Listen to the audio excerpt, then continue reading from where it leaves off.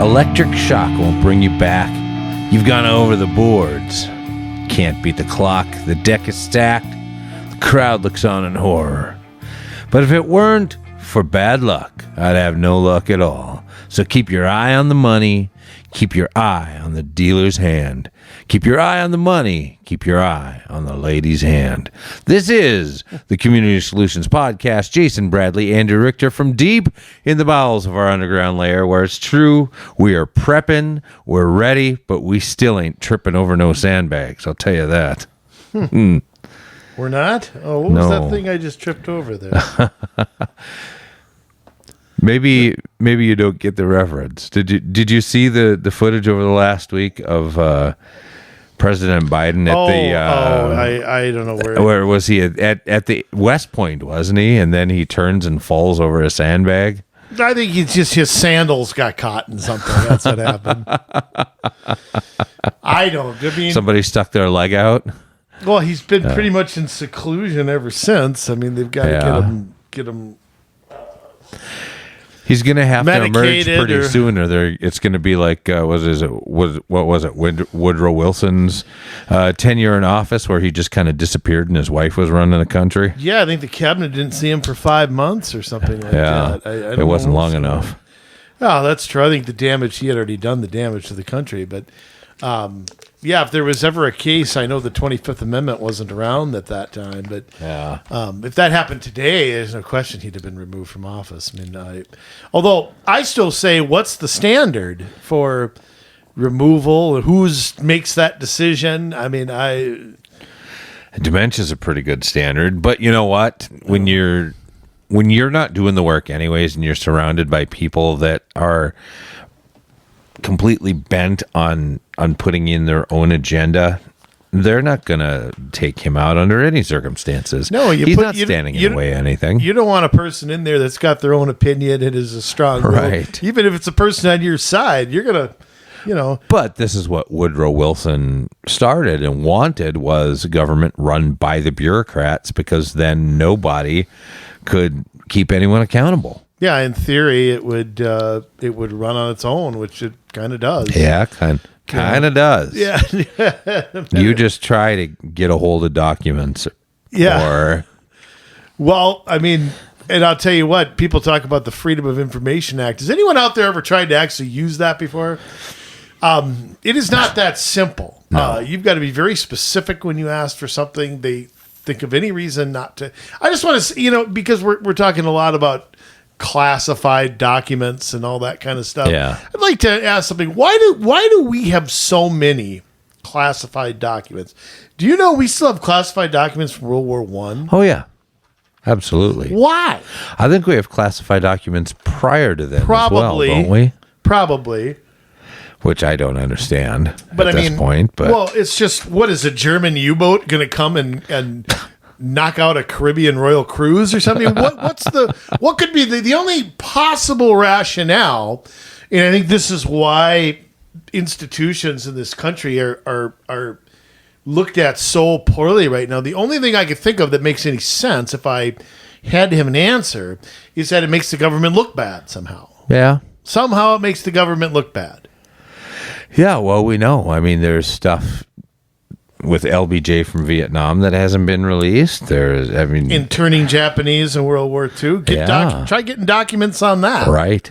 I mean, I think World War I has a lot to do with suppressing anti-war folks. I mean, the famous cases of Eugene Debs and people like that, but I think that was used against a whole host of people during the Red Scare.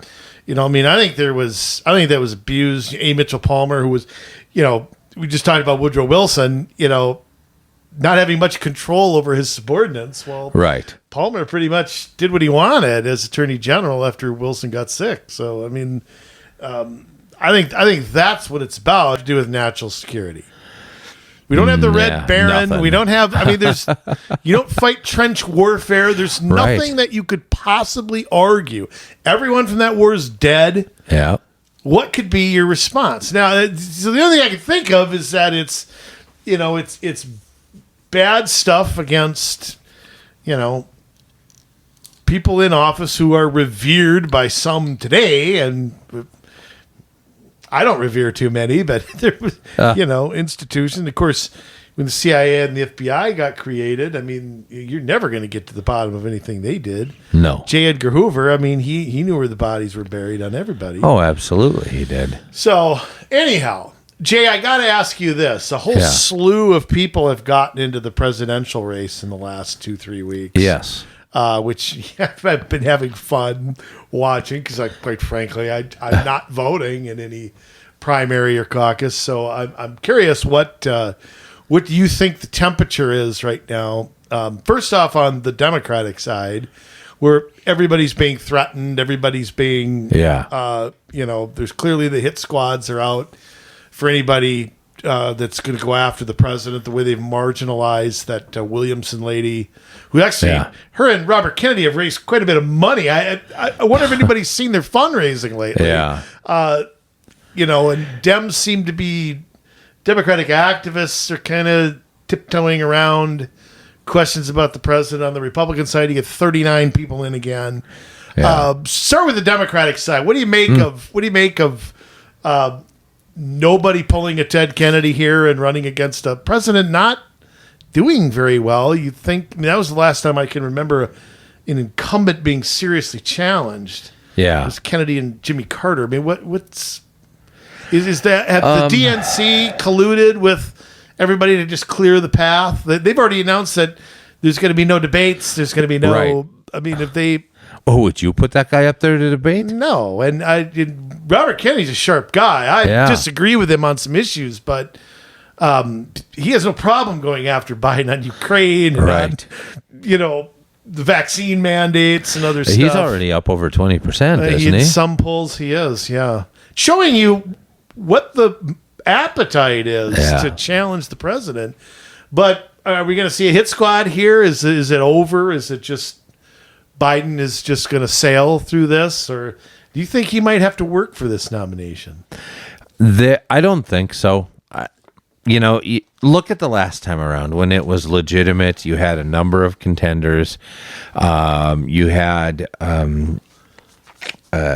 Sanders, and Bernie Sanders was pulling away with it. Well, he won Iowa and New Hampshire, then somehow behind the scenes, everybody started endorsing Joe Biden. Where did that come from? Exactly. He finished like 5th in Iowa. Yeah, I mean, the super delegates, which of course he controls. Yeah. I mean, he has total control over them. They're all Clinton, Obama people. Oh, yeah. So, I mean, I agree with you. I think it's going to be hard to even gain traction, even though in a legitimate contest, I think he'd have a tough time. Yeah. I mean, if you had... This was a House of Representatives race. You might lose it.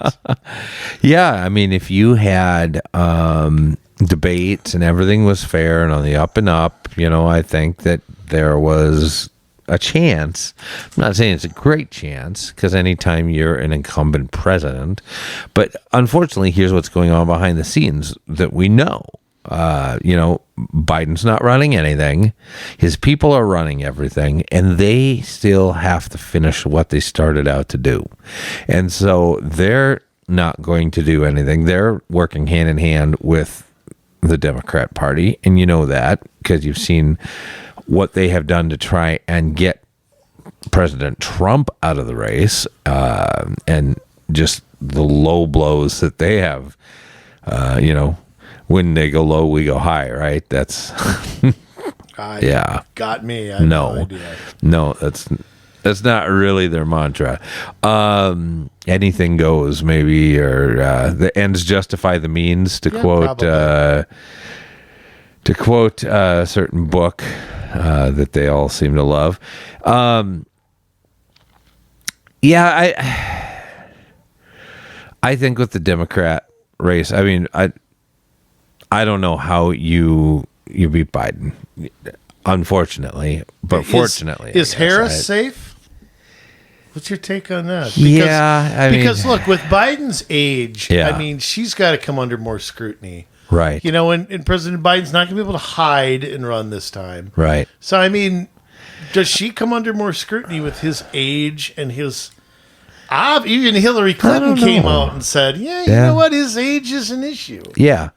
Absolutely. And the Democrat Party really doesn't like Kamala Harris. You know, nobody seems to like her. Why can't the Republicans lay a glove on her? I don't know. Haven't laid a glove on her They at can't all. lay a glove on anybody, though. You know, that. Yeah. I'd love to fight them in a boxing match or play cards against them. Golly. I know. Yeah, you're probably right. Well, let me look at it this way. The Republican side is filling with a lot of people. Just in the last 3 weeks alone. I mean, former Vice President Pence has jumped in. Tim Scott has jumped in. Chris Christie's jumped in. This is like the 7th time he's run. Right.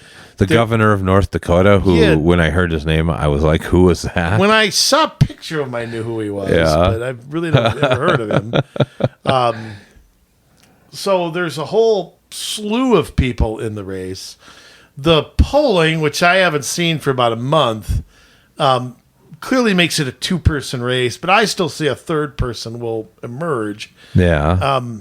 What's your take on who's in and who's not? And what do you see happening? I mean, look, the Iowa caucus isn't for 8 months. Right. And a lot of things can happen. What do you see on that side right now? I do really think it's Trump's to lose at this point. You're not going to peel away his voters, you know, and you know who he is. It's like we've always talked about, like with primaries. You can, at the local level, you can kind of see the incumbent, what are they pulling, and you know that's not going to change a whole lot. So if you have a bunch of people that are pulling a ton of votes away, you know that most of those votes are going to go to the challenger and not the incumbent in a race. Well, the only thing I would throw out as a red herring there is that I remember seeing polls in 2007 showing Mrs. Clinton at 50% and everybody else at 12%. Yeah. Go look at Barack Obama's polling in April of 2007. Do you really see a Barack Obama coming up through the Republican Party? No, I don't. But I do see somebody coming up and making this a 3-person race, and I don't know what will happen. I don't know who that hurts or helps. I really don't, because the question that, look, Trump's the clear front runner. I don't know how comfortable I am with that. I've got my opinions on what's going on with him. I don't want to get into that now. Mm-hmm. There's a case to be made that, you know, there's one Republican that's won a presidential race since 2004. And we know who that is. Yeah. He's a known quantity. I don't think President Trump can change too many minds. There's a lot of Republicans who think Joe Biden's an easy win against. I don't know that I quite buy that either. They haven't fixed anything in Pennsylvania, in Georgia, in Arizona, in Nevada. They haven't fixed much. I mean, but my answer to this is this. DeSantis's case, and I think he's gotten off message. Now I think he's back on. Yeah. He came out the other day and said something very smart. He said, look, I agree with President Trump on a lot of issues, blah, blah, blah. I'm going to govern like him, but I'm not going to bring the circus. Right. And I think that's his path. I think his path is to hone in on Trump's issues and say, look, I can do this, I can win, and I'm not going to bring the circus. The other candidates, I don't know what the hell they're going to bring. Yeah. Because none of them have said anything. I mean, I sat through Tim Scott on The View, and let me tell you, that was tough. Oof. And Scott handled himself as good as he could have. Yeah. You know, I mean, they tried to call him an Uncle Tom. They did everything but do that. Right. Those angry pieces of garbage on that show. But Scott's case, I hate saying this, but if his campaign is, he didn't single out an issue that differentiated himself. The other candidates haven't differentiated themselves. I don't know what their case is. Right. Nikki Haley's not going to win this by claiming she's the woman. Nope. Republican Party voters, they don't like that. They don't check boxes. Nope. You know, Tim Scott will not be the black guy. And when Nikki Haley is pro-war in Ukraine, that is really going to hurt her. She's going to have a tough time with that. Yep. And I also think, you know, the other Chris Christie, this is the 13th time he's run. I mean, he's a perennial loser. I mean, what's the case for him right now? I mean, I don't think he was a bad governor. I'm just saying, I guess Joe Biden ran 11 times, maybe the 11th time's the charm, but I don't see anybody differentiating themselves. It either has to be on an issue or it has to be on I can win and somebody else can't. I mean, my question for everybody is, how are you going to win Pennsylvania? How are you going to win? I don't care what you believe. It doesn't mean anything unless you win. So what's your plan? And I don't know that anybody's, the whole strategy seems to be try to out-conservative somebody. And, well, that may sound great to certain activists and people who have their little pet issue. I don't know that that's a formula for winning. So I don't know where it stands. I don't care where it stands personally, but I'm gonna make a wild prediction, and I'm bad at doing this. But I'm gonna say Trump doesn't get the nomination. Really? But I'm gonna say that I don't know that he drops out of the race if he doesn't get it. Right. I mean, there's a possibility that he may stay in anyhow. Yeah. So, but I think he's, I don't want to say in trouble, but I think there's a cap to his support. Like I said, I mean, if you're not for a former president, it's going to be hard to change minds there. But I don't know that anybody's emerging to take it away from him either. Yeah. I'm just going to make a prediction just so we can have fun. And I'll say he doesn't get the nomination. I'll just say that. I have no idea who. No clue. Whoever I pick will be wrong. So yeah, I think he's going to. I think he's going to get the nomination. Have a rematch, huh? And I kind of hope so, because he's going to go in and just tear a bunch of stuff down that needs to be done. And I think he's the only guy that can do it, because he's the only guy that knows where the bodies are buried. I just would like to see him bring someone with as a Veep that will learn, so that more can be done in the following 8 years after that. Who's that person? I don't know. Who do you see as that person? I know there's a lot of talk about Kristi Noem. She would probably be a pretty good choice. There's a lot of talk about her. You know who I thought was really interesting, and I don't know if he'd be a Veep candidate or if he would be maybe someone for the cabinet, and if that's what he's trying to do, because I know he can't win the nomination. However, he did something today that I think is going to energize people enough that he might be that third person, and crawling from, what is he at, like maybe 2% right now, is Vivek Ramaswamy. Did you see what he did today? No, I didn't. So he went outside. I didn't say his name because I can't pronounce it. Okay. He went outside and held a press conference outside the courthouse where Trump was going to be arraigned in Florida. And he basically, he came out and said, I'm running against Donald Trump, and I realized that having Trump in the race makes things harder for me to be able to win. However, this is the right thing to do. And he had sent 2 letters out. One was a Freedom of Information Act requiring any correspondence back and forth between the president and this Jack Smith, and between the president and Merrick Garland and Jack Smith, regarding Donald Trump. And it says, you have 20 days to do it per the law. If you don't, I'm going to sue you. So that's one thing he did. The other thing that he did... It'd be national security. They can't do it. Yeah, well, we'll see. The other thing that he did was... hold on, let me think here. Oh, he signed a letter, him or Governor Kent. Every other presidential candidate to join him in either signing it or writing a like one, just really saying how much of a sham they feel this is, and that to the Justice Department. And so, I mean, there's it's going to score him a lot of points with conservatives. It may. I mean, there's a two-pronged question. There's a legal question and a political question. Is it political? Of course it is. Yeah. Of course it is. It doesn't mean there's not legal questions. I think my opinion is that President Trump should come out with a reasonable explanation. I don't think he's guilty of the Espionage Act. I think that's almost... I read Jonathan Turley's piece on that today, and Turley almost lauged at it. Yeah. It was stupid. But... No president's ever been charged with that.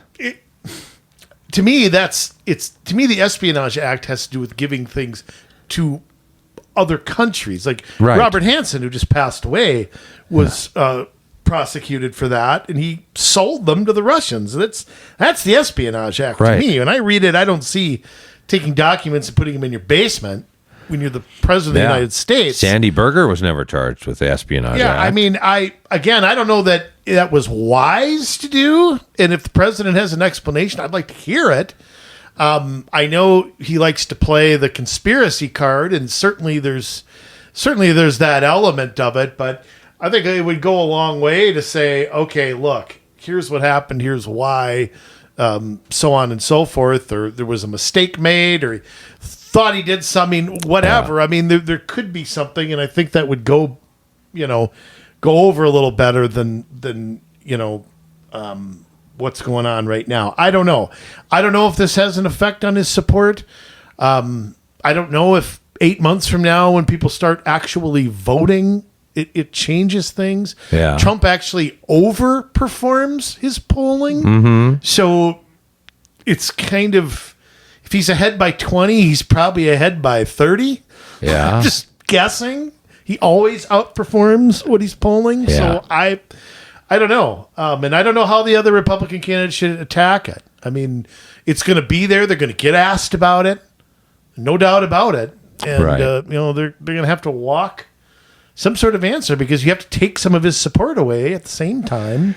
And I don't know how they quite do that. I don't either, because after this, you've got the case in Georgia. You've got another case in New York through New York State. Yeah, they're pretty weak legally too, though. They are, and it's only going to make him into more of a folk hero. And just imagine if Trump beats all this. Oh, he will. Absolutely. I mean, he'll probably beat most of it. I mean, it might drag on for a year or two. Yeah. So, I mean, it's... Anyway, I got one more thing I got to say quickly. Yeah. We're big wrestling fans, and the death of the Iron Sheik last week, Dean Mean. Yes, Gene Mean. I got to say, when I was a kid, I couldn't wait to see somebody kill that guy. Yeah. I just hated him. Oh, me too. It's him and Nikolai Volkov, and I hated them both. Yeah. You're not the fun. There was a great interview. He just had such great chemistry with Mean Gene, where Mean Gene tries to interview him, and Sheik is talking another language, and Gene goes, "Sheik, I know you speak." He's like, "Okay, Gene Mean, let me tell you." No. It was great. 81 years of age, greatest Twitter account ever. I remember he had a picture of COVID, and he was giving it a Boston crab or something. Yes. It was just great. Yes. What's your take on the old Iron Sheik leaving us at 81 years? And superstar Billy Graham, who passed away, guy who paved the way for a while. Yeah, I didn't hear that. About 3 weeks ago. Huh. Who paved the way, for acts like Hulk Hogan and Jesse Ventura and people like that. What's your take on the old Iron Sheik? Oh, he will be missed for sure. As you say, he had very, very, very funny guy. And it was both, when the camera was going. I mean, he was the consummate performer. I mean, really. He knew how to turn it on, and he knew how to be the heel, but yet to do so in a way where yet you really hated him, but looking back on it, when you see, how wrestling is in the later years, just just being really endearing at the same time, despite all of the he didn't really change his act any. No. Hulk Hogan told a great story where Sheik got pulled over by somebody and they found drugs in his boot, and Sheik asked if he could take a picture with the arresting officer or something. There's this big picture of Sheik with his thumbs up getting arrested, and there was. Hogan said too that he overheard Vince telling Sheik he tested positive on his drug test, and she goes, "Oh, thank you." It's like, no, it's not good. Positive's not good.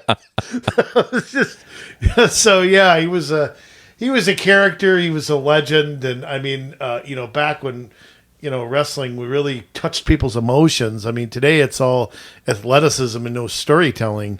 Right. But back in the days when he faced Hogan and Sergeant Slaughter and guys like that. I mean, I don't know that anybody. I mean, standing in the ring with a picture of the Ayatollah, I know it's boy, that cut close to real life. I mean, that was him and Nikolai. I mean, that was. I don't know that people drew heat. Yeah, like Sheik and Nikolai did. Maybe Andre at WrestleMania 3. That I can't. It's hard to think of a time where guys were just so. It seems so real. Yeah, well, and Bobby Heenan was part of that too with those guys, wasn't he? Oh, Fred Blassie. It's Fred the Blassie. Original guy. Okay, yeah. Heenan was always part of something. Classy Fred Blassie, yes. Hollywood fashion plate.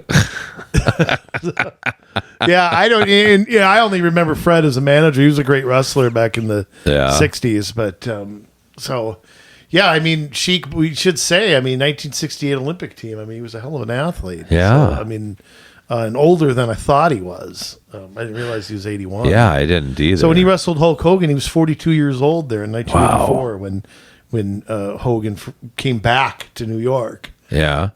After the AWA, and that's when one of the greatest moments I think in wrestling history was, which I didn't see until much later, where that was kind of the start of the boom period there. So anyway, long live the Iron Sheik at 81. Yes. Passing away. So all right, well, let's be downers now, Jay. Yes, why not? Why don't we ruin a good thing here? Can I say something too? I mean, in 6 years on this show and damn near 300 episodes, we have done programs on bonding bills before. Yep. It's maybe our fourth, fifth one over the years we've done. And generally speaking. Now, hey, before we get started on that, did you guess who the song of the day was? Oh, no. What was it? Speaking of bonding bills and money. What was it called again? That's what you're supposed to tell me there, buddy. Wait a minute. It weren't for bad luck. I wouldn't have any luck. What was that? Song? It sounds familiar to me, but I don't know it. I think it's Duke Ellington played that on his trombone, I think. Really? Yeah, and then it was Duke Ellington did not play trombone. Yeah, he did. It was him and Louis Armstrong. Didn't they play trombone? No. Well, who played the trombone? Glenn Miller? Did he play the trombone? I don't think so. Okay, well, no. He's one of those three. Okay. Along with Buck Owens and the Buckaroos, they sang that song. They didn't play trombone either.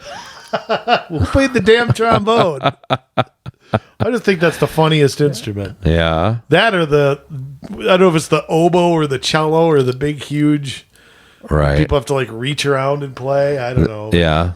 Who sang the dang thing? I don't know. The song is called Keep Your Eyes on the Money from Motley Crue. Really? Yes. Motley Crue, I remember them. Yes. They're from the 60s, right? Or the 70s. 80s and still around, I guess. Girls. Are they all still alive? Oh, yeah. Nikki Sixx is still around? Yeah. He's been clean for You talk about a guy who's got 9 lives. He had, I think, actually died and was resuscitated. Well, I'm glad because I remember I used to think Sam Kinison was hilarious. Yeah. And I remember he got off the sauce and got off the drugs. Yeah. And 6 months later dies in a car accident. Right. It's just horrible. Yeah. So, yeah, okay. Well, I'm good there. I'm glad they're all still alive. Yeah. So, Motley Crue. That's Yes. not the first time we've had them. No. Is it? And No, we had I that don't one think so. Axel band, that Axel guy. Yeah. We had him? him just in the past couple of weeks here. See, I'm going to give myself a quarter of a point, 1/27th of a point. Because you remembered that it... That's a greater It's in the same percentage than genre? Elizabeth Warren is an Indian. I'm going to give myself credit there. So, I mean, you... A 1 millionth? Yeah, You can Jay, have I that. mean, you being All part right. Iroquois over there, you know that. No. Okay, so... That would mean I'd have... You're from New York? Yeah. Yeah. And we're not going in that direction. If I'm from New York, then I we know got you got problems. relatives in Kentucky, and I know they Yes. got running water there last week, so things are going a lot better there. Okay, now, Jay, let's talk bonding. And I want to say one thing first off. Can I ask just a dumb question here?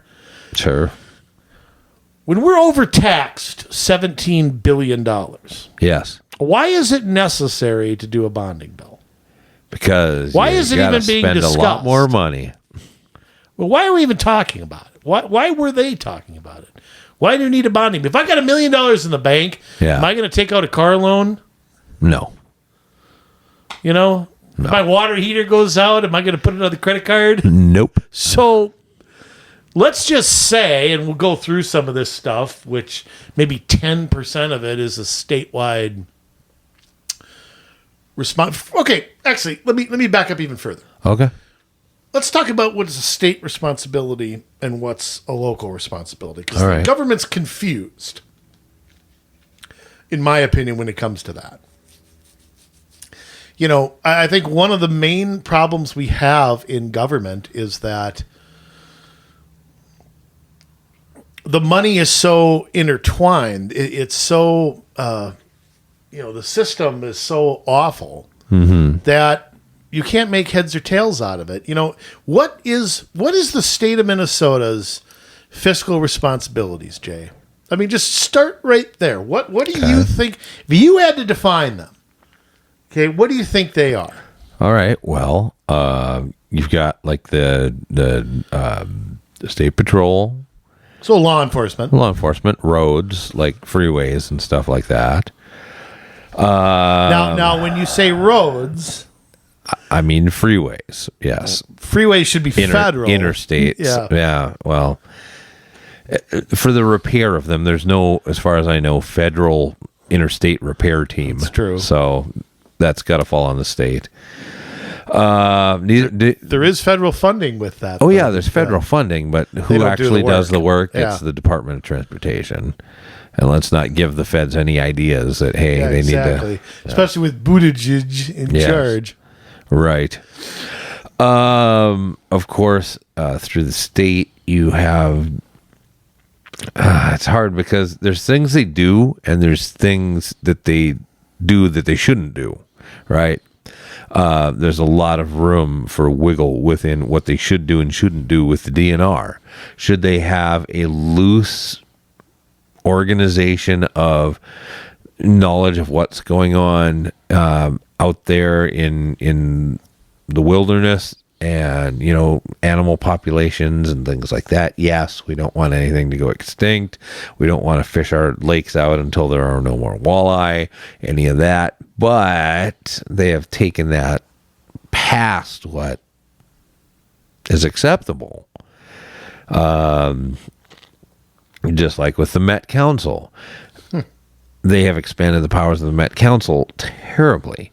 And, you know, it used to be about cities that were developing and making sure that their services connected and things were contiguous, you know, and things of that nature.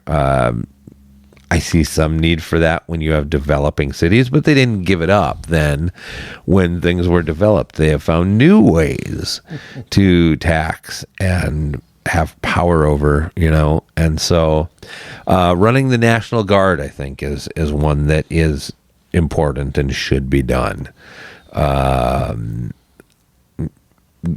For Minnesota, you know, and North Dakota and other states on the northern border, I think that obviously there's some federal input into that with border agents and things like that. At least there was. I don't know if there is under this administration. Right. It should be. Right. But there's some responsibility for the state to make sure that goes well.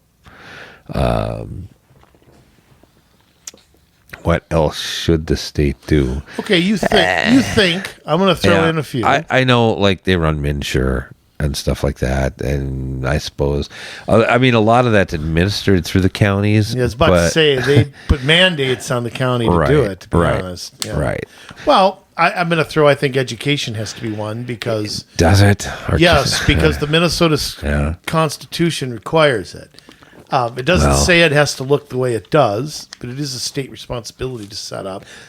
I think Department of Corrections, I think, is one. Yeah, that's probably a good one for them to run. You don't want to put that on counties per se. Counties do have jails and counties stuff, do have some say in it. I loved your DNR analogy, because I happen to agree that I do care about our natural resources, and I do think we need something dedicated to that. Whether they should hold the power that they hold is a totally different issue. But let's just stick with what we've said so far. Okay. So with that theory, if you're going to spend state tax dollars, especially state tax dollars that we don't have. Right. Remember what a bond is. It's with the full faith and credit of the state government. Translation. I'm going to get it from you any way I can, and I have the law on my side. I have law enforcement on my side. I have the power to jail you, the power to drown you in paperwork, the power to take your house, the power to take your cars, the power to take your shorts, everything else that you have. Yeah. We're talking a whole new ballgame here. Yeah. And when you look through these bonding bills, and you look at what we're going to talk about, I want you in the audience too to think to yourself, well, why is the state doing that? Why is the state going in debt to pay for that? How is it spending 3 times as much money as we did in 1994, our state government still can't fund this and this and this and this without bonding? Yeah. Yeah. And I'm going to tell you something. This is not a partisan issue. You people out here who want to play a Democrat, Republican, get your blue and red glasses on, I'm going to tell you both parties are not only equally responsible for this, maybe not 100% equal. I probably shouldn't say that. It's 90 and 100 is pretty much what it is. I want you to go to, you check this out. You, as Herb Carneal would say, if you're scoring at home, go to the Minnesota Senate Republicans.com, MN SenateRepublicans.com, and go through all of the articles where Republicans brag about securing funding for a local project. Whether that, you mentioned roads, Jay. Yeah. And I'm very specific when I say roads, because there are city streets, county roads, interstates, which there aren't very many in Minnesota. There's a handful. Yeah. There's state highways, trunk highways, and what the state should be paying for and what counties and locals should be paying for is all effed up thanks to our state government. And partly our federal government, too. I mean, of course, they have a problem also. Well, the bipartisan, now I want to again state something. Senator Andrew Matthews, I don't know him. I've never met him.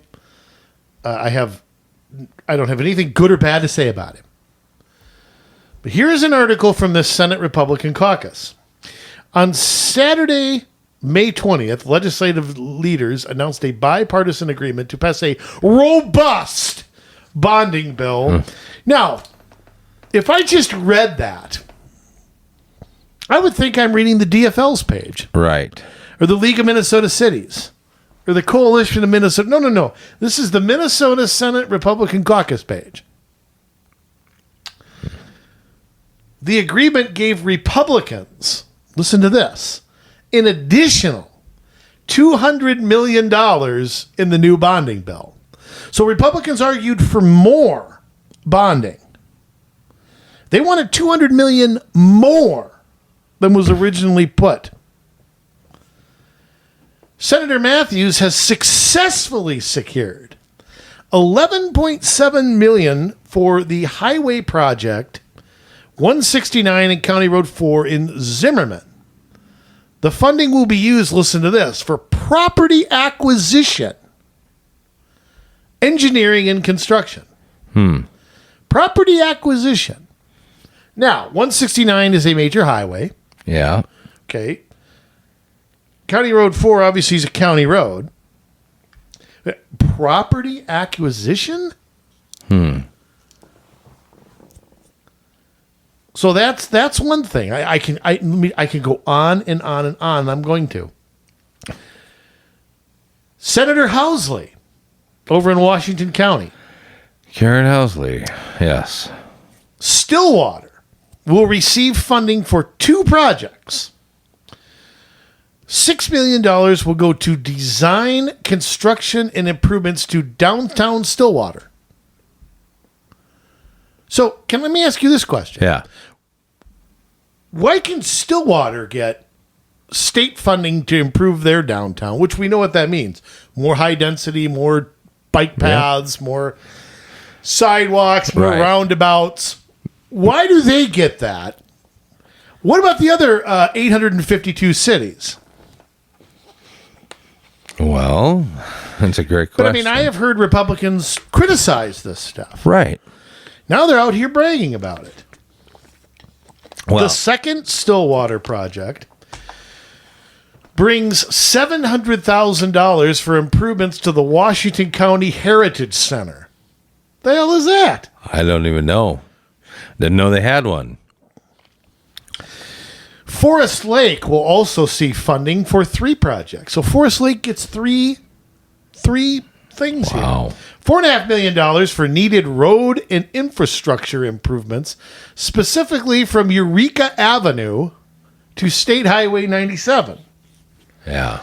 Forest Lake will also receive $5.7 million for stormwater management, flood and control administration, and mitigation. And $350,000 will fund the construction of the Veterans Memorial at Lakeside Memorial Park.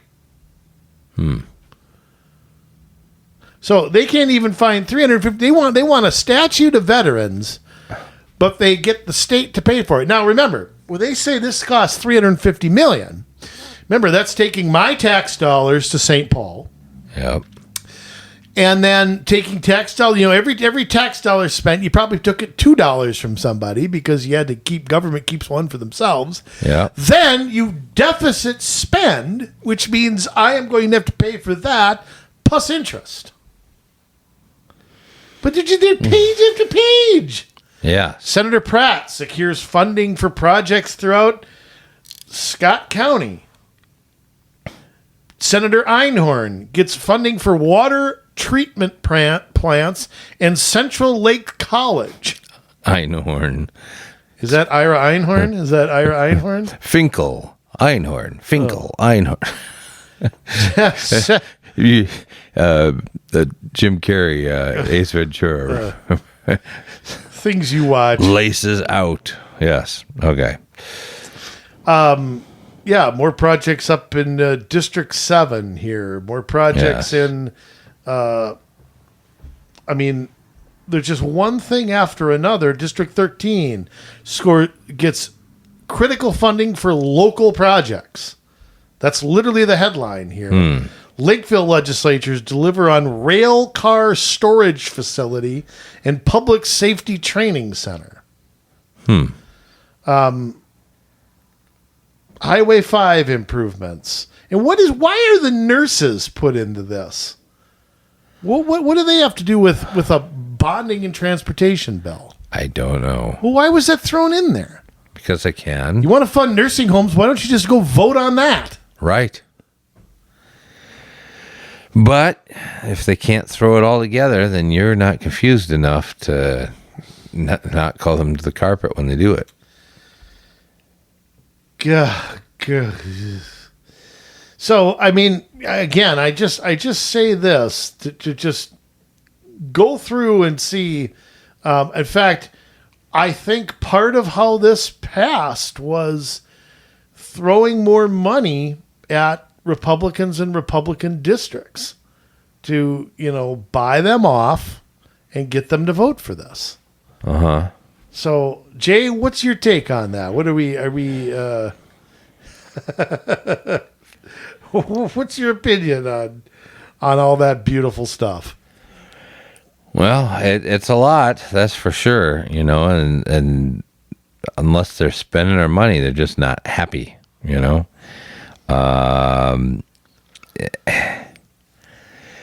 It's a shame to see that, yes, there was a huge surplus. They're not giving the surplus back. And they're doing a bonding bill. And we should say this because we didn't yet. The bonding year really is next year. So there will be another bonding bill next year. This is probably a biennial budget year. And they still did a bonding bill, which they didn't do one in 2022. So this must be the makeup for that. Right. We're going to do one this year. Well, I want to say, too, it's strange how this is coupled together because there's $1.5 billion in borrowing. Yeah. $1.1 billion in cash. And then the $300 million for the general fund spending for nursing homes, which why that is separated from the general fund budget, I don't really get. Me neither. The nursing home provision was key in securing support from Republican legislators, supposedly. That's what the League of Minnesota Cities says. That's their spin. This is House File 669, if you want to look it up. But they took... Remember, the bonding bills need 60% of the vote in both houses. Right. Which I say any bill should take 60%. I'd love to see every bill take 60%. Yeah. Because then you couldn't have one side jam crap down your throat. But I want. It's very interesting how the League of Minnesota Cities summarizes this. Because they don't show the little dinky little projects so much. They just show general stuff. $79 million earmarked for local road improvements, which of course is not a state responsibility. $67 million for local bridge replacement. $12 million for the local road wetlands replacement program. $2.4 million for safe routes to school, one of our favorite things. $50 million for flood hazard mitigation. Ugh.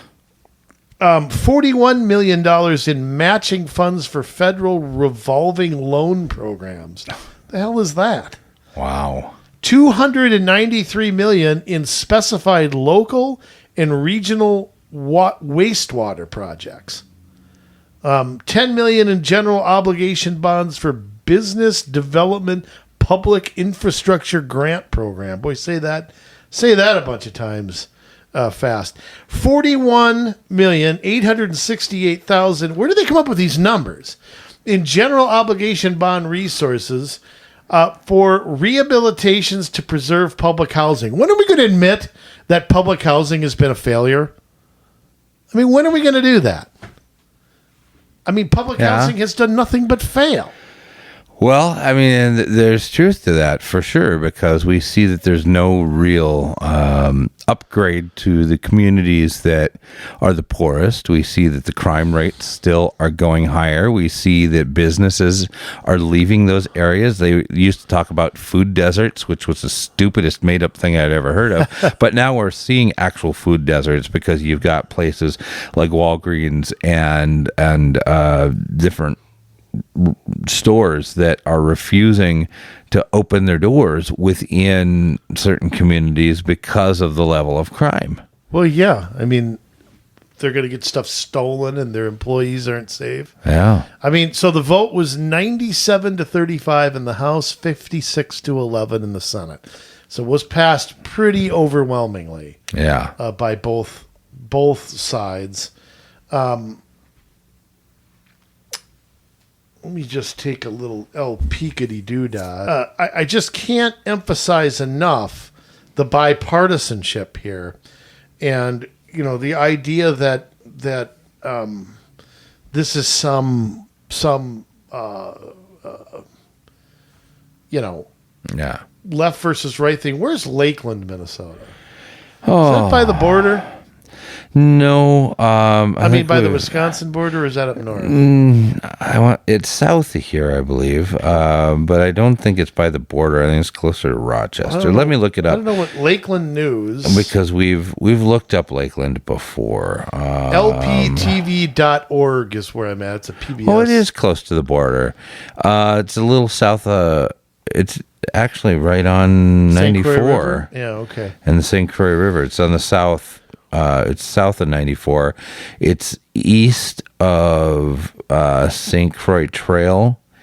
There's a little bit, I guess, that maybe goes west of there, but yeah, it goes up to the river. Just sent you a link of what, so you can follow where I am. But this is lptv.org, and they break down some of the interesting things that are going to local stuff. Central Lakes College is a classroom building and design renovation, $11.6 million. The Heartland State Trail in Itasca State Park, another $2.4 million. National Loon Center, boy, what are they? Would Tim Walz's family check into that? I don't know. $2.5 million. Minnesota Military Museum at Camp Ripley, $5.7. City of Big Fork Community Center enhancement, $1.5 million. Leech Lake Wellness Center, Red Lake Band, Chippewa Red Lake Tribal College is getting money. City of Bagley, I don't know where that is, but drinking and sanitary improvements, water treatment facility in Brainerd and Grand Rapids, and East Gull Lake, and Clearbrook, and Hackensack. Oh, boy. All getting water infrastructure. All those conservative areas are getting all this stuff. I want to say something else, too, that they say. The completion of the 2023 legislative session, nearly all the $17 billion surplus is now accounted for, and the 2-year budget marks a 38% increase in state spending. 38%. Let that sink in. That is huge, 38%. So there again, where some of your money's going. I mean, let me just say this. What's a state responsibility? First off, I don't really care for a bonding bill. I don't really like them at all. But I think the state does have a responsibility with our state parks. MnSCU, I think, is... we do have a system of colleges. Here's my question. Yeah. Why does every building have to cost $50 million? Great question. They need to make everything state of the art now. They need to, make it look cool and trendy. And what, are millennials going to hang around a sewage waste treatment plant? I mean, I don't know. I mean, it just seems like, they can't build anything without spending the absolute maximum humanly possible. And I mean, when are we going to stop building libraries, too? We never. I mean, we constantly are building libraries. Nobody reads anymore. I shouldn't say that, but I mean, I think there's a way to do that and accommodate online, and I think we could do it for a much, much smaller amount, than we do it for. So it's just incredible what ends up in this stuff. In fact, the House Reservoir has got like a whole summary of this. Yeah. 56-11 in the Senate. Let me see. I thought I had that. I know riveting radio. I know, folks. Here we go. I sent you this too, Jay. Okay. It's just, I mean, you want to talk about a bill that is a lot of pages. This definitely fits the bill here. There's a grant to the Hmong Farmers Association, Wright County Dental Care Facility, Western Lakes Sanitary. I mean, what is St. Cloud Municipal Athletic Complex? I mean, Duluth Zoo. I didn't know they had one. Yes, they do. I've been to the Duluth Zoo many times growing up. Really? In fact, what year was it? There was a flood in Duluth, and there's a creek that runs down from up on the hill, and it runs down and through the area where the zoo is, and eventually makes its way out to St. Louis Bay. And it flooded, and a bunch of animals got out. And so they were collecting a few zebras these animals walking down the street, or what? They'd fit right in Duluth. Yeah, I've been there true. recently. I mean, I don't know if it was the zebras, but yeah, there were a lot of things that got out. You know, there were no water moccasins. No, I don't think they have any water moccasins, but. You know, I know they have lions and monkeys and tigers and bears. They do have bears, kangaroos. I think did the kangaroos get out? And I don't know. I know there were some things that they found swimming in the creek, like upstream and stuff. Well, animals, their instincts take over. You know, I mean, yeah. But I mean, that was a really bad year, and I remember like further up, like in Jay Cook State Park, a bunch of that got washed out. Sure. And still, the sign isn't back to what it was. There's before you get to Duluth, before you get to Highway 61, where it crosses over.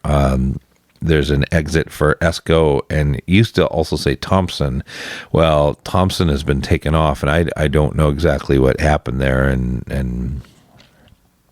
It's, I don't think, ever been fully restored. Huh. So.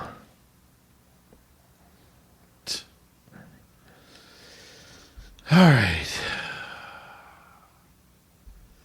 Boy, do we even read somebody from the Star Tribune? Well, it depends, I guess. I don't really trust it, but. Here's my question. This is from the Star Tribune, May 31st, 2023. Roads, bridges, parks. Minnesota legislators direct $1 billion to Twin Cities area infrastructure. So as always, we have the metrocentric view with the DFL in charge. Yeah. That's their voters, so that's what they have. Of course, the largest in history. More than $1 billion from the two infrastructure bills headed to the Twin Cities metro area, with the money expected to kickstart road and bridge construction. Well, let's see if that's actually true. Yes. Fund more than 50 nonprofit organizations. Why are we funding nonprofit organizations? Why are we doing that? Well, yeah, you wouldn't think that they would do that. What is the Polad Foundation need some money? I mean, what? Why? Yeah, I would like to see a list of those that we're funding, because I would imagine that there is some degree of political. They're not. I'm sure. They're not giving money to. Maybe they are the United Way. I don't know, but they've gotten a little political too. So I don't know. Well. Listen to this. We really feel good we can move forward with our projects, said Brooklyn Park City Manager Jay Strobel. Still, some requests remained unfilled. There's some people not happy. Minneapolis, which gets everything already, had hoped for $10 million to help sidewalks be compatible with the American for Disabilities Act. But settled for $2 million for a state transportation bill. So, Minneapolis wants the state to build their sidewalks for them. 2 requests went unanswered. $9 million for upgrades to the Minneapolis Convention Center. I mean, what? Fix your own damn convention center. Right. Lawmakers, however, did fully fund the city's request for a Central City Tunnel project. Oh, boy. The state here's some local stuff for you, Jay. The state infrastructure package also included $1.7 million for updating the emergency operations training facility in Fridley. Other cities, including Edina, Brooklyn. Well, how about all the cities that paid for their own fire stations? Where are they on this? Well, they don't have to. Do we all just sit around and wait for the state to come up with funding for it? Well, if you let them go long enough, I guess it's the moral of that story that they'll get buddy-buddy with your city and give you that kind of stuff.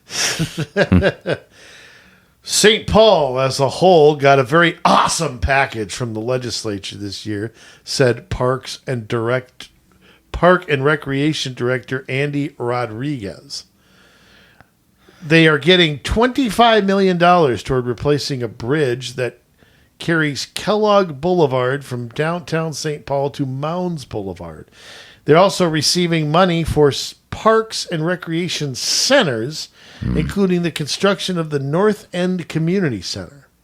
Is a community center in need? No. So why are we paying for it? Exactly.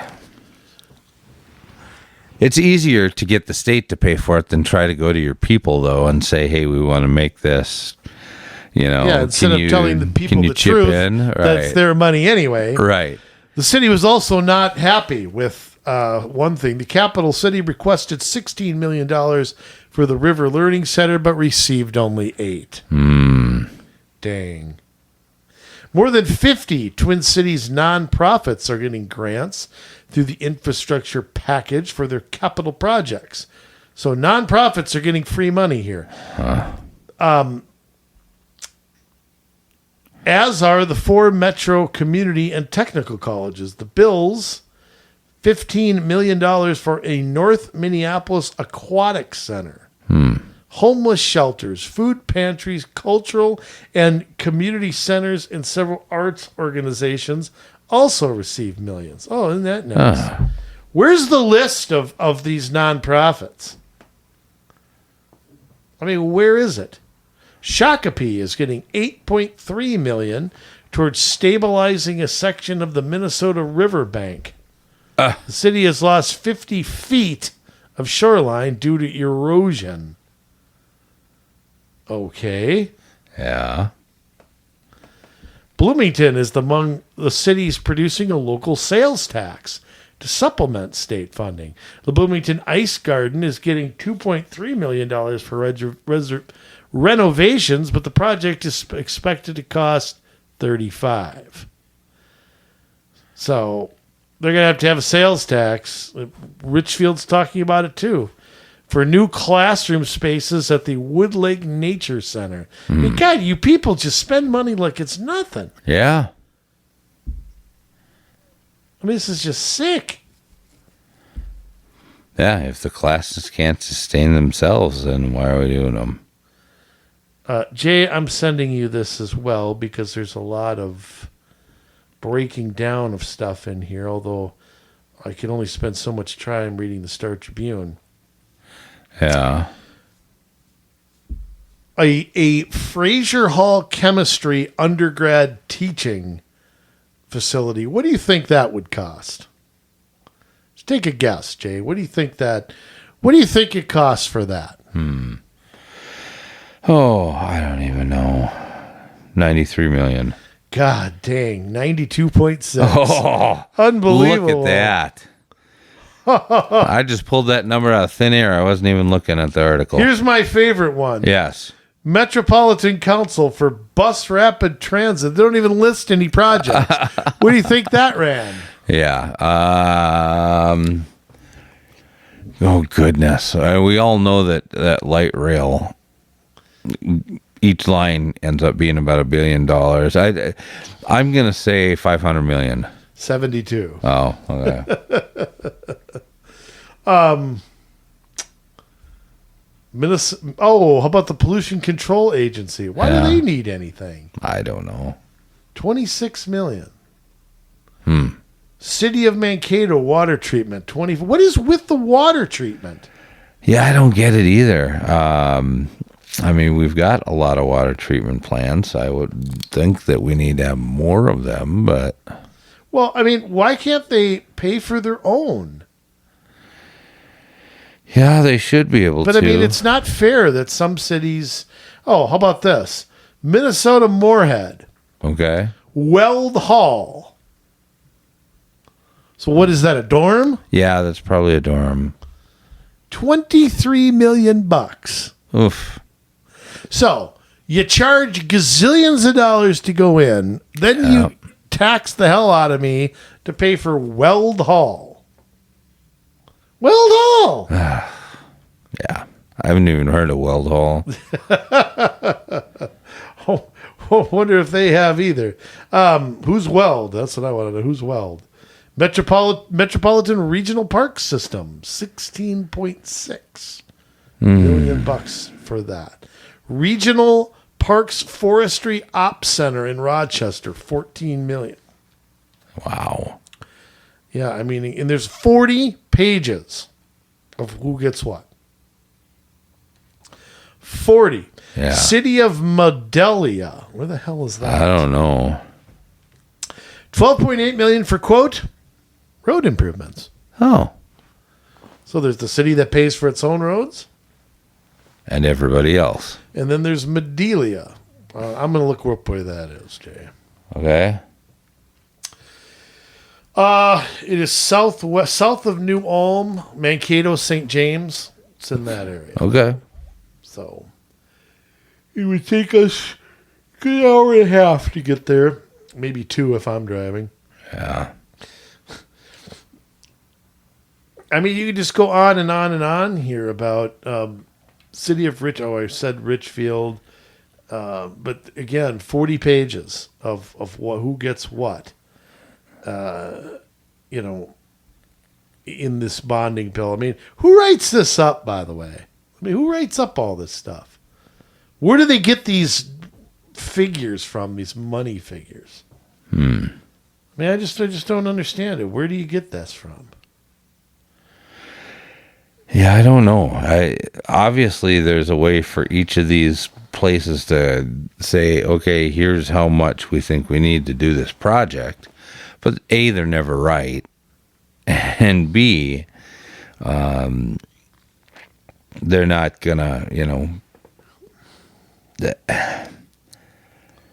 they're not going to include the people when it comes to figuring this stuff out. As we've seen, they just throw it in a bonding bill, get it through, and it's just done. They can do whatever they want. Here's my question, though. Yeah. You're sitting negotiating something.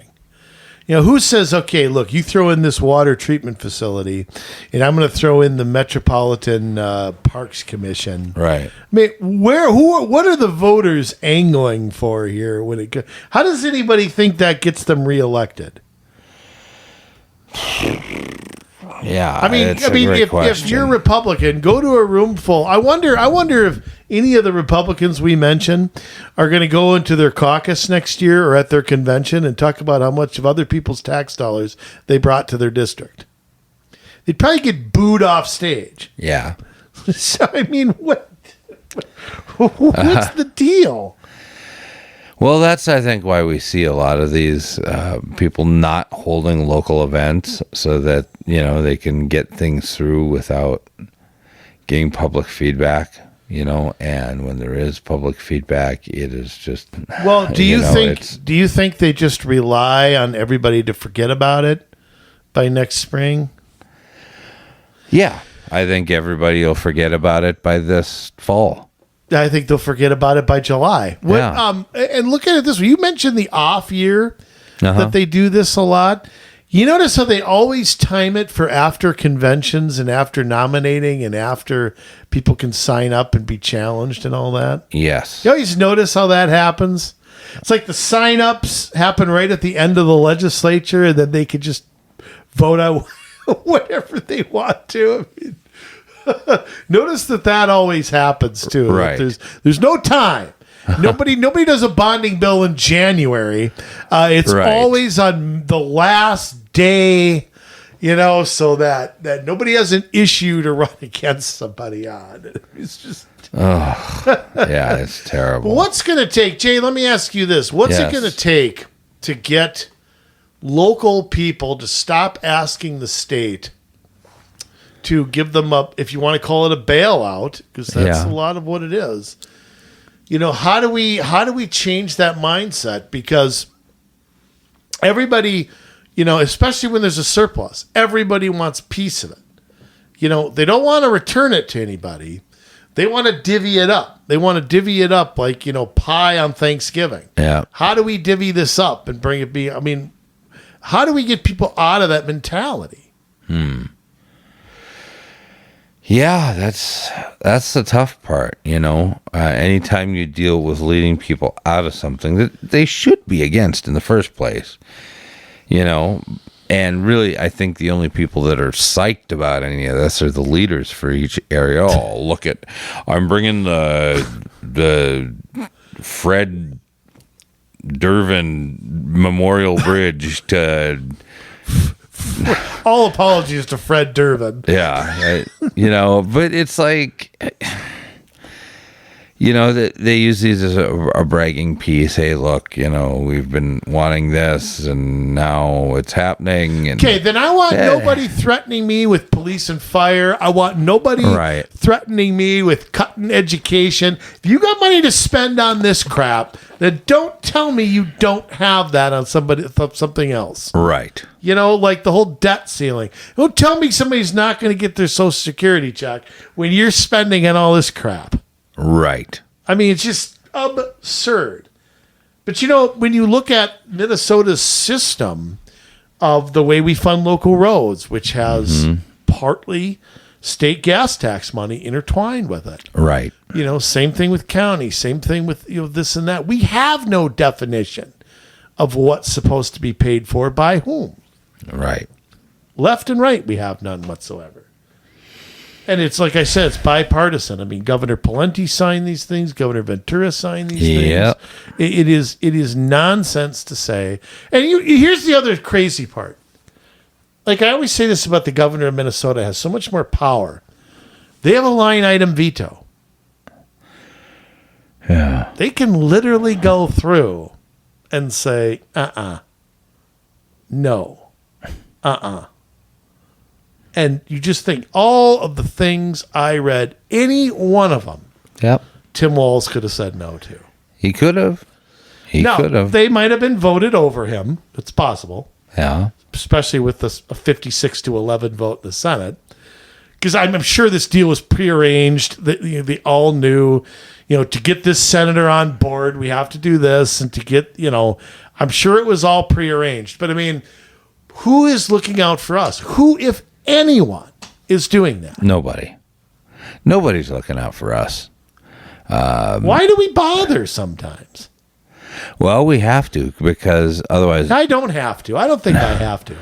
Well, I mean, you could just keep taking whatever they give you. I don't want to do that either. Well, you either got to stand up for yourself or take what they give you. Damn. So it's... I want a third option. I want to take what they give me and shove it back. How about that? Well... Yeah, but we'll just never get people to stop grabbing from the cookie jar, and I don't know. Yeah, you and me both. I don't know either. It just doesn't ever seem to end. But I mean, if I were governor here, I would set a record for line item vetoes on a bill like this. Oh, I know we've talked about this before and why you would do that, but for me, it would just be like, yeah, I'm sending this back. You send it back to me one piece at a time. Yeah, that too. I'm not signing an omnibus bill. No more. No, I know. And a governor has to do that. There has to be a governor that will say no to that. Not this trend of throwing everything at the last second, this trend of putting a bunch of irrelevant things, nursing home funding, mixed with roads, bridges, and bonding. Right. If you have to do that to secure everybody's votes, you know what? Just pass nothing. Seriously. Yeah. You know, like I've said before, if the legislature just pisses and moans at each other and does nothing at the end of the day, I'm cool. Yeah. I'm good with that. And you know what? Maybe if that happened, it would force these local governments to do these local projects on their own. I remember when the New Hope pool got money from the state a few years back. Oh, absolutely. And I didn't find that anywhere. You and I had to hunt for that. Oh, that was not, I didn't find that published anywhere until we went searching big time. And New Hope still soaked the residents of New Hope to finish building 10% property tax increases. Oh. Then they got free money on top of it. Obscene. While they're subsidizing luxury housing. I mean, that's New Hope. Okay, so I mean, I don't know. It's almost unbelievable when you really think about it. Now, Jake, let me ask you this. I mean, we've talked about transportation, how to fix that. Yeah. I know where I want to go with transportation funding. My question is, what's step one? You know, because I want to get to a point where locals are paying for local things, states are paying for state things, feds are paying for federal things. But I don't know how to, I'll be honest with you, I don't know how to get there. I don't know what step one is. Yeah, okay, I'll be governor, I'll veto everything, fine. What if it all gets passed anyway? I mean, how do you even start the change here? Where does it even begin? Yeah, I don't have a good answer for that. I mean, some people, I know we tend to blame the news stations and the people who get bad information. A lot of people are ignoring the news stations. But, you know, we've got a lot of issues that, I mean, I wish I had a good answer for that because I don't, you know. There are things that the state is paying for that they need to stop paying for. I mean, it's that simple. And we need somebody that is conservative enough to tell them to stop doing it, you know.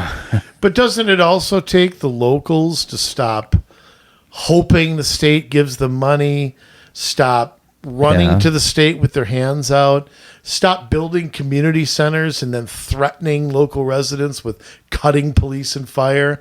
I mean, you know, start saying, okay, you know what? We need to fix our roads in 10 years. We better put some money aside for it. And we better start doing that now, you know, and not bonding it ourselves, not waiting for, you know, higher gas taxes or whatever. I mean, the whole mentality everywhere is screwed up. Yes. And I don't know, short of throwing all those people on an island and sinking it, I don't know how you're going to get rid of that attitude. I mean, it's just, it almost has to be done so piecemeally. Right. Piecemeal like that. I don't even know if it's possible. I just don't. Every day I become more and more of a pessimist, and it's just, I don't know. Yeah. I don't even know if it's possible.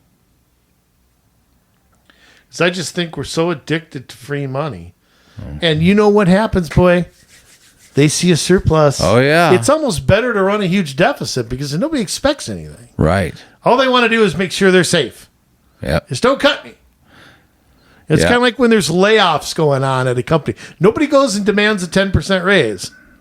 You know, but the company's doing well. Yeah. Everybody wants a piece of it. Right.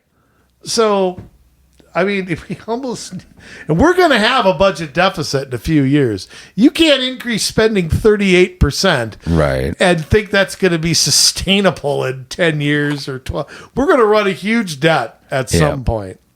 I mean, it's going to happen. Awful. Yeah. I mean, it may happen years from now, but it's a vicious cycle to get into that you just take a bunch of extra money and spend it. Now, all of a sudden, the baseline has moved to the point where anything's now a cut. We're going to be back to that. And by the way, did we fully fund education? I'm kind of curious if we I know that question has been asked. Fully there funded? hasn't really been a response. I mean, they got an increase in the general fund. Is that fully funding now? No, it wouldn't be. I don't know. So we'll see. I mean, Yeah. So kind of ugly, just ugly everywhere. All the way around, yes. I want to go back to talking about the Trump documents. That was more fun than talking about this. Next week. Yeah, but like I say, back to the bonding here. I mean, like you said though, Jay, look for another bonding bill next year. I don't think they're done here. I think you're going to see another one next year. Yeah, probably it's a bonding year. So I mean, because they didn't do one in 2022. So, my guess is that you're certainly going to see one proposed. I mean, the legislative time is about a month and a half shorter, thank God. Yeah. For the entire state. It doesn't start till mid-February, and I believe it ends around opening fishing. Yeah. So it's a little less time, maybe a month or so less time, which thank God. But I mean, I don't know. I just think you're going to see another one, and this one might be even worse. Yeah. So everybody's already lining up to get that free money. So, hey, you know what? If you're at the National Loon Center up there, maybe you're happy right now. Well, that's true. Getting some free money to take care of your place. You don't see too many people. Yeah, well, it's just, I don't know. It stinks all around. Both sides bragging about what they got their folks is just incredible. Well, Jay. Yes. I know this has been negative, and I know that we've been a downer once again to everybody, but I'm going to rely on you to attempt to get us out of the abyss here. Attempt to say something inspirational here. Whoops. Hold on, I lost the theme music. Oh, hang on. I got the wrestling on.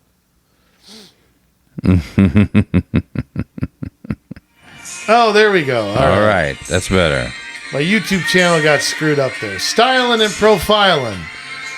Limousine riding. Wheeling dealing son of a gun. Jay, give us something here, will you? Just try. I will do my best. You're not giving me much to work with this week, Could try a little harder. Again. That's like the 50th straight show we've said this. You could try a little harder. By the end of the year, I promise I will. Oh, goodness. Yeah, it's difficult. You go through city by city, county by county. You're looking at how things are set up. You look at what direction they're going in. And Minnesota's done a real good job of spending our money. Excel at spending our money. They find ways to spend money when they're not even supposed to be spending it.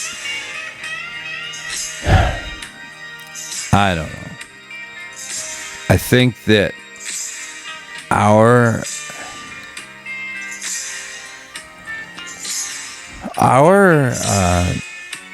influence, if you will, on the state, on the federal government is not what it should be. And I want to see us do a better job of holding these people to account. I know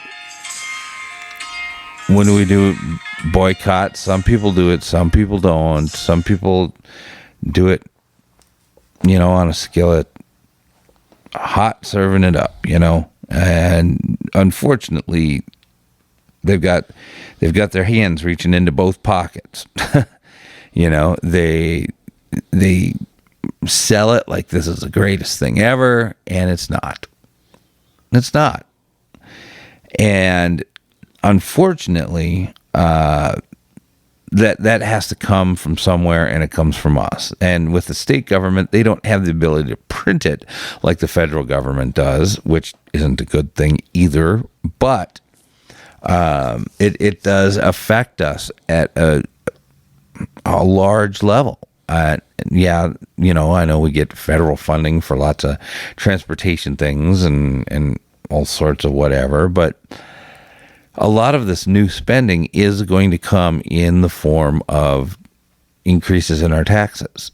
And with a bonding bill, I mean, it really is a hidden tax, because this is something that we're having to figure out how to pay for a lot of times afterward. And so it is a raise on our taxes, and it's awful. So here's what we need to do. We need to force ourselves to look at this bonding bill and all the money they're spending and the ways in which they're spending it, to the point where we're just disgusted with it. And we need to take and build upon that. We need to say, hey, this is enough. No more. No more are we going to allow for all of the spending and they're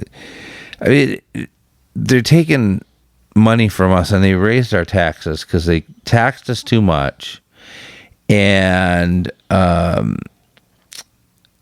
they taxed us too much, and they kept it, and they didn't return it. And now they're turning around with new spending on money they don't have either, and they're borrowing to get it. We're going to have to pay that loan back. And it's not even the year that they're authorized to do that. So I just want a little bit of strength, and I want a little bit of unity, and I want to see the people that are against this coming together. Now that's us, that's you. And if we would just take our time and do the things that we know need to be done in order to chop away at the root of this thing, then that's what we need to do. And we can't sit around and just spend all day sitting and doing our own thing. It takes being involved. It takes having a voice. It takes being able to stand up to power and tell them that you're done. You're done following them. You're done listening to them. You're done. And we can do it. It does not take that many people to change the tide of this nation and of this state. But to do it, we need to be able to get behind each other and build each other up. And it can happen, and it will happen, and I know it. So we got to come together. And we're willing to do our part to help connect the dots and get people working on things and helping you find the place where you can be of the most use and the most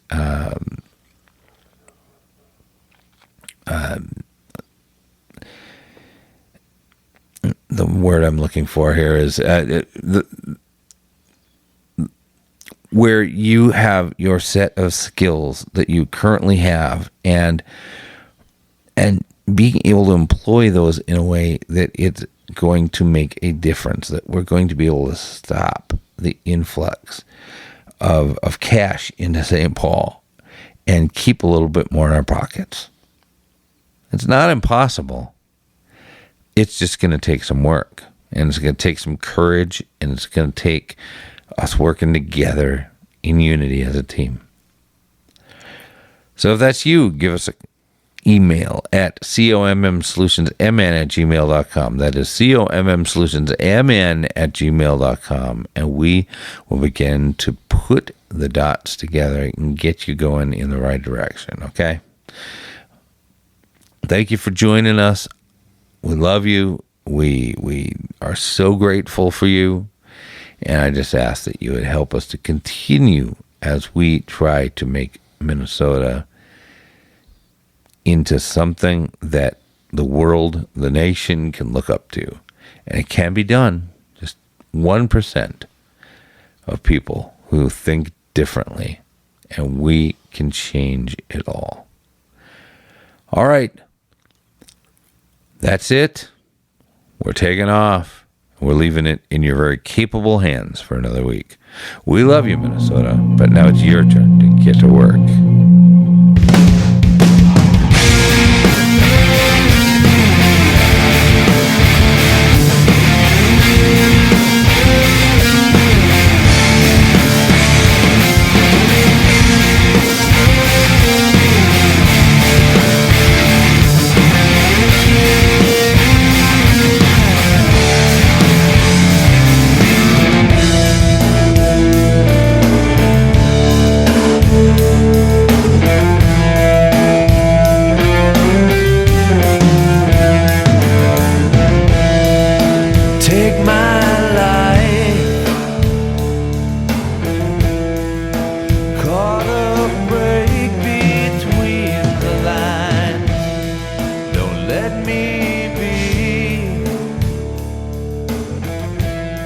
If I get too caught up